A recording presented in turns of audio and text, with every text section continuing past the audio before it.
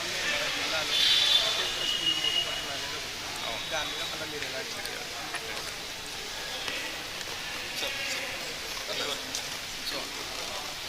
So అందరికీ నమస్కారం. నల్గొండ జిల్లాలో ఈరోజు మన విద్యా సంవత్సరం ప్రభుత్వ మిషన్ ఆదేశాల మేరకు అన్ని ప్రభుత్వ పాఠశాల బడులు అండ్ అట్లాగే కేజీబీవీస్, రెసిడెన్షియల్ స్కూళ్ళు, మోడల్ స్కూల్స్ మన అన్నీ కూడా ప్రారంభం చేసుకోవడం జరిగింది. సో ఒక నాణ్యమైన విద్యను అందించాలనేది ఏదైతే ప్రభుత్వం యొక్క ఉద్దేశం ఉందో దాన్ని ఇక్కడ అందరూ కూడా ఇంప్లిమెంట్ చేయడానికి అందరం కూడా కృషి చేస్తూ ఉన్నాం.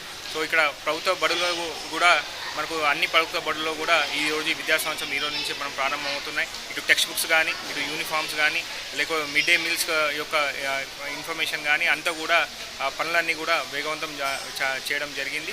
అట్లాగే ఈ యూనిఫామ్స్ కూడా మనకు స్టిచ్చింగ్ కూడా త్వరలోనే ఇవ్వబోతున్నాం. సో ప్రభుత్వం ఇచ్చినటువంటి మనకు మార్నింగ్ బ్రేక్ఫాస్ట్ పథకం కూడా సార్ ముందుగానే మనకు ప్రభుత్వం అనౌన్స్ చేశారు. సో వాటిని కూడా ఇక్కడ క్షేత్రస్థాయిలో ఇంప్లిమెంట్ చేసే విధంగా జిల్లాలో చేయడం జరుగుతుంది.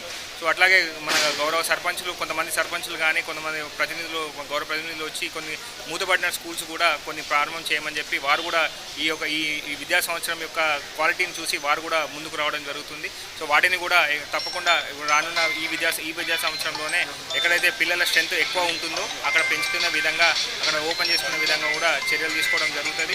సో ఇక్కడ ఏదైనా చిన్న చిన్న రిపేర్లు ఉన్నాయి, ఆల్రెడీ ఈ పాటికి మనము పూర్తి చేసుకోవడం జరిగింది. మోడల్ స్కూల్స్లో, కేజీబీవీస్లో అక్కడ అన్ని చోట్ల కూడా విద్యను అభ్యసించడానికి అన్ని రకాలైనటువంటి ఏర్పాట్లు పూర్తి చేయడం అయింది.